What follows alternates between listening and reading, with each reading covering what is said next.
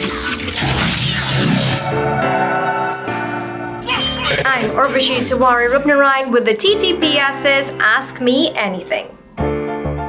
The video you're about to see is a conversation between two people, one civilian and a member of the TTPS. The two have never met. So, hi, officer. I'm Urvashi. Nice to meet you. Hi, I'm Chandool. So, I'm going to go first. I'm going to ask, we've established that you're a police officer. How did you get into the service? I usually say it's divine intervention. I was looking for a job, traveling from Tunapuna to Lopino Road in Aruka, and so happened the taxi stopped right in front of the police station, and I got out the taxi to let somebody out, look across the road, saw the police station, and decided to walk in and ask how to become a police officer. So you just started off there, and what did you start off as? What type of policing are you into? I started off as a general police officer, as a constable, but I was not posted to Northern Division at the time. I started off, I went to traffic branch first. That was at the corner of South Key and Broadway. From there, I went to Shoguana's police station in Central Division. So I did not go, actually, I have never actually been posted to Northern Division. So you've, what type of policing do you do? Right now, I'm in charge of the Eastern Division, so I'm in the management field now. But before that, I was strongly involved in the investigative arm of the police service, having worked at various investigative units. Okay. You want to ask me something now? How has it been for you for the last year under the COVID restrictions? Personally, it has been very challenging. Yeah. Just being confronted and being forced to change your habits, change everything that we do, change social interaction. That has been really difficult. I have two kids, seeing my two kids lack that social interaction and now have to stay home. My son Ishant had to do SE. He was among the first group that did SE basically from home, So it has been a little challenging professionally as a reporter as well. We get a lot, just like the police, we get a lot of those sad stories. You get all the tragic stories. You get all the families reaching out for help. And sometimes I'm sure you'd agree, officer, that you take it home as well. That grief, that struggle, is something that you take home as well. I think it's been difficult all around. But as a people, I would say that we've grown to adapt. Yeah. What about you? I now live in Marabella in South Trinidad. And fortunately, in recent times, I have not worked close to home. And I say fortunately for this reason. I often and generally use the commute to detox so that I play over the day in my mind and try to put everything that happened on the job behind me. So that's why I say fortunately. And I even working further from home now, Sandy Grande. So more detox time. So I could get to find out if you've been actively on the field in the heat of the fire and some of your experiences there. Have you ever had life-threatening experiences on the job? I've been in the police service 37 years. I've been in the 1990 coup. I've been shot at I was shot at in the 1990 coup. I responded to one of the officers that responded in the initial report because I was working 999 patrol at the time. So when the report went in to the 999, they dispatched me among other officers to respond. So I've been there. Was that the most volatile time of your career, or are there other instances that you could recall? Wow, 37 years. I've been in, apart from that, I've been in 5 shootouts. I've been in 3 car chases that I get out by the skin of my teeth, as they say. So I've been around for a long, long time, and I've basically done everything and seen everything. But yeah, do you take home experiences on your job as well, and like stuff that relates to children and so on? What was the most gruesome case that you ever had to cover? So we had a report of a young lady in a particular division that was being quote unquote pimped out by a parent, a mother, no less, to people in her circle, and it resulted in persons being charged for several offenses, 114 to be exact.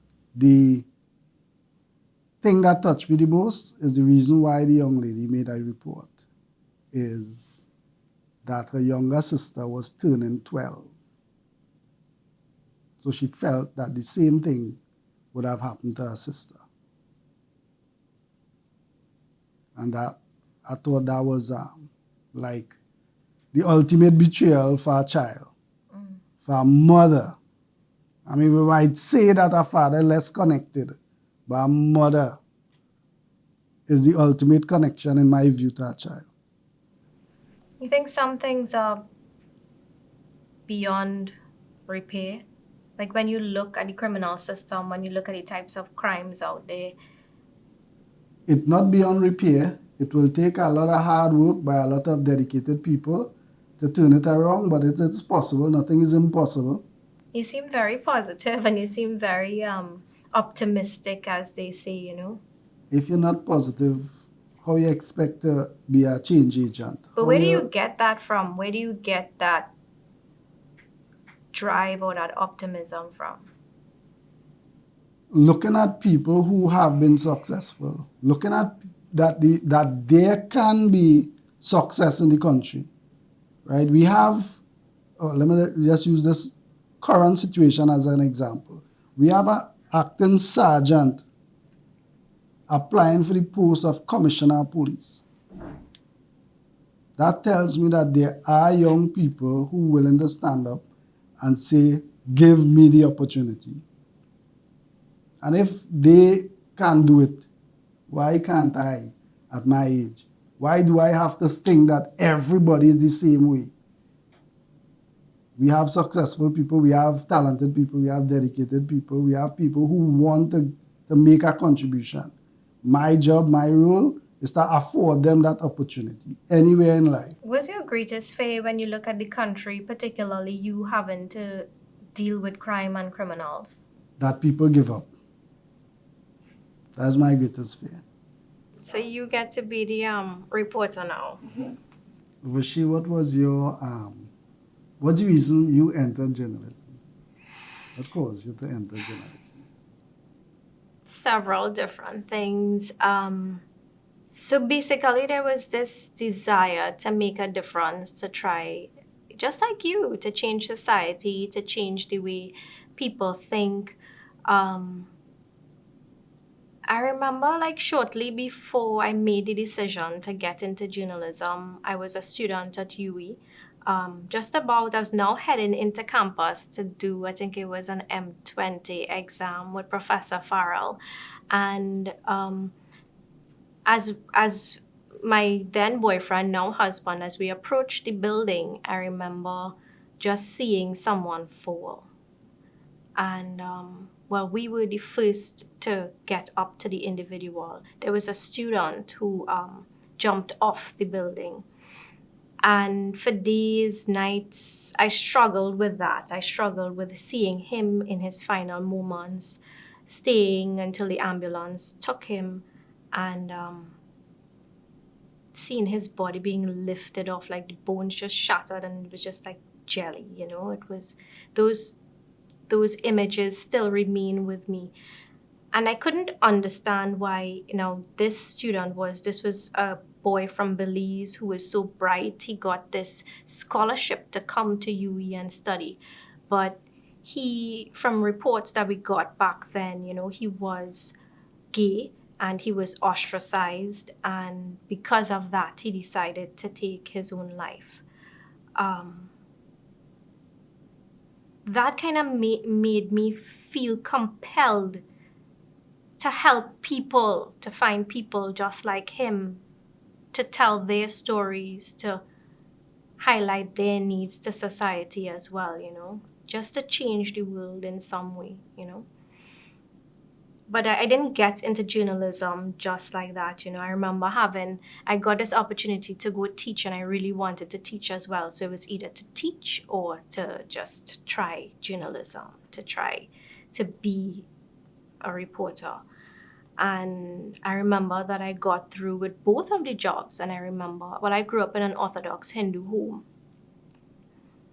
And I remember praying about it, having 2 acceptance letters and trying to decide and just putting it in God's hands and saying, you direct me, you tell me what to do.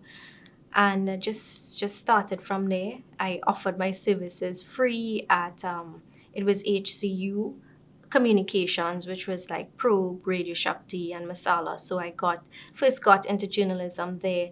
And it being a very small organization, there was so much opportunity. You could do basically anything. You could go do entertainment news on the radio. You could go chase after hard-hitting stories. But being a weekly publication, we always got the stories last. And I think that is where I sort of learned how to tell a story differently after all the 3 dailies beat out a particular story, a murder or something. You have to go in now and find a new angle.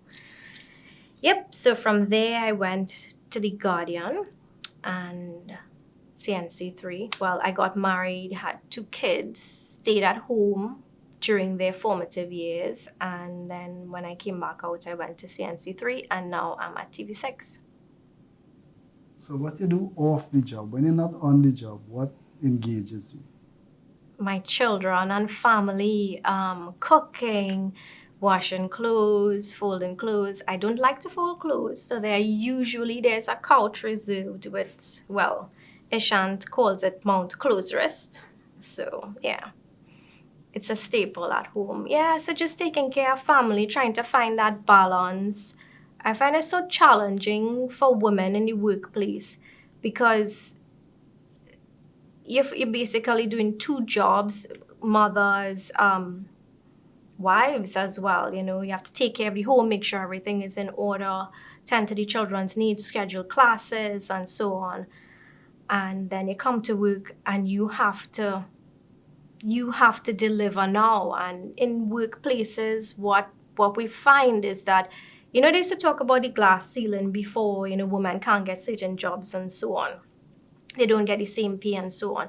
But now things are different. Women, I think, in the workplace, they would get the same pay as men and be able to go up to those higher levels. But the expectations of a woman compared to a man in a workplace are so different, But yeah, we just expect more from women and expect them to look good on top of all of that, I see.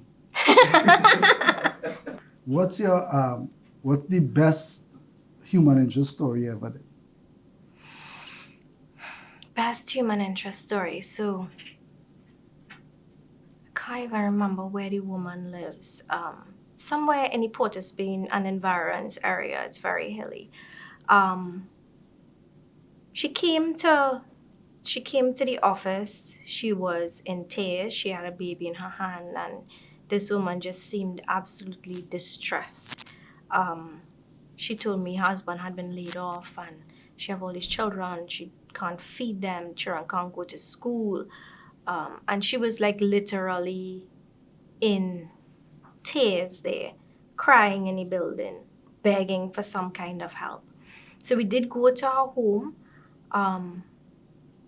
And just to see the conditions that she lived in, just to see that, and I know it's not just her, there's so many people out there, like really the cupboards bare, the bottles that would hold like sugar or curry or salt or whatever, it's just low. You open the fridge and it just nothing, you know. That was really, really, truly heartbreaking. And for that mother to say that, you know, she contemplates taking her life. Yeah, she told me that. She said, if you can't help me, I am going to take my life and I'm going to take the children's lives as well. So we did go to her place and we did the story and so on. And by the very next day, when you went into her home, there was nowhere to walk. It was just covered with groceries, books, clothes, just items for her and her family, and people who dedicated themselves to continue sending her children to school. They will help with the uniforms, you know, throughout secondary school and so on. Yeah, people would send devices and so on for them. Yeah. If you had to name 3 of your favorite or top leaders in the world, who would you name? That is such a tough question. I don't know. It might be bad to say, but There's no wrong or right to that answer. It's just an answer. no, I just really feel like, you know, there's this way that we should honor people after they die, like after they finish live their lives, and then we could judge them. It don't have to be Trinidadians, you know. I like Mia Motley for sure.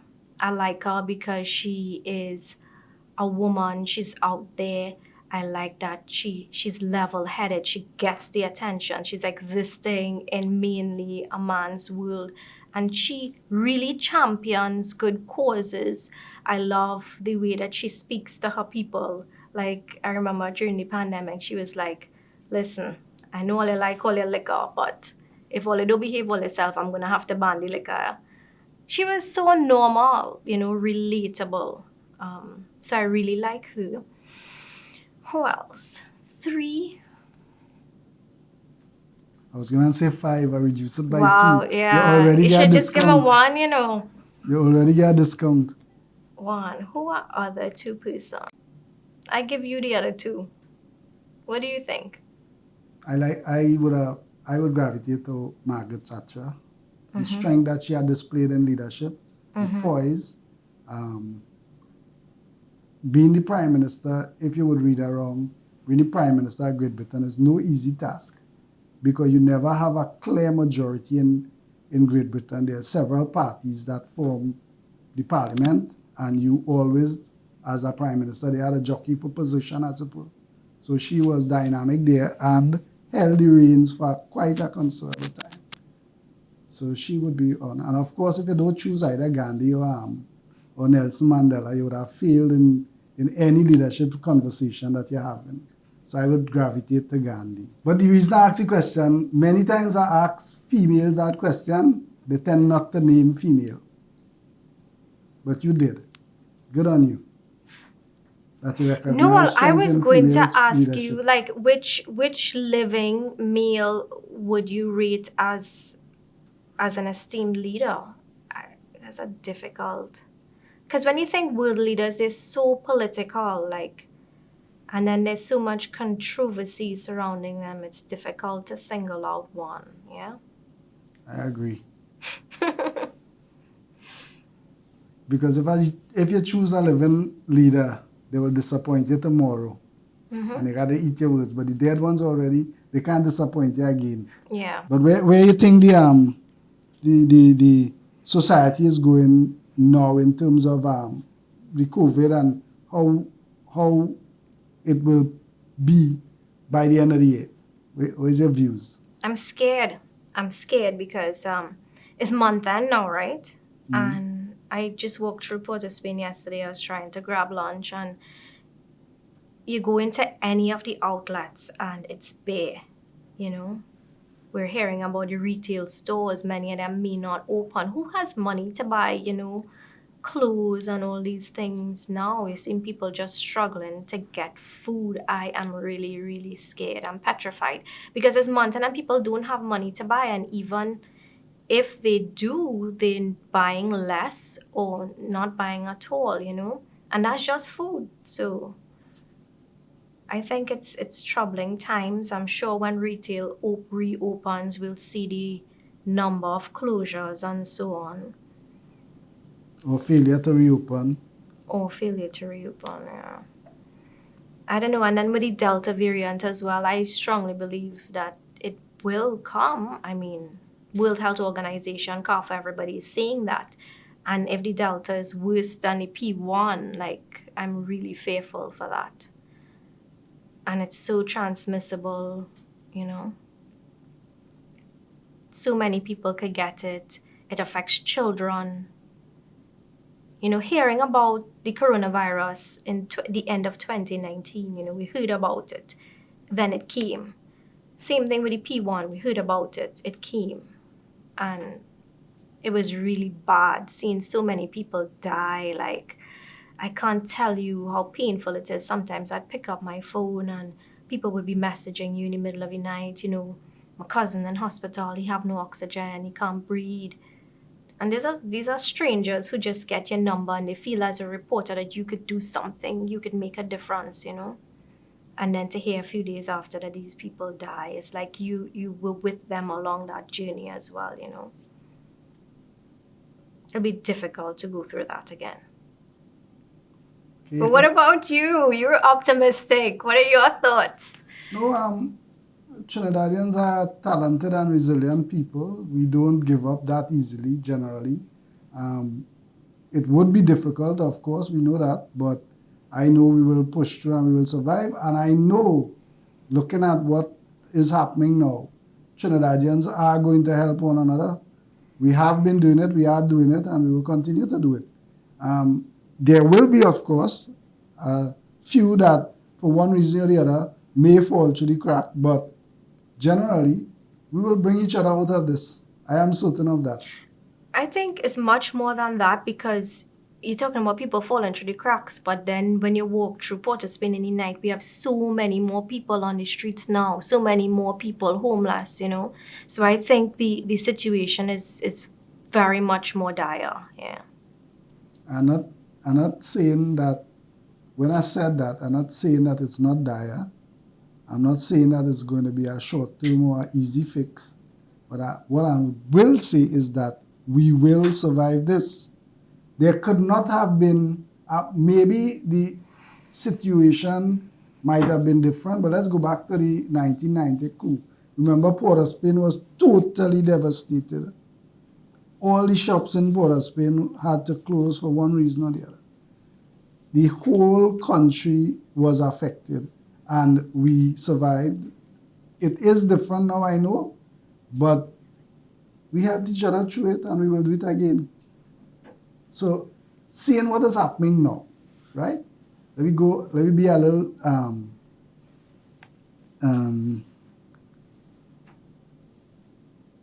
fictional. And you have to go back and give your 12-year-old self advice about 2020 and 2021. What advice you will give your 12-year-old self?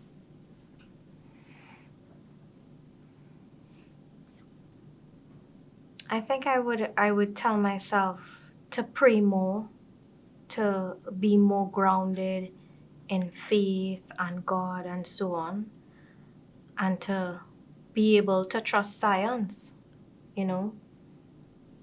Yeah, I tell myself that, you know, basically things are cyclical and you just have to prepare yourself inwardly to deal with that.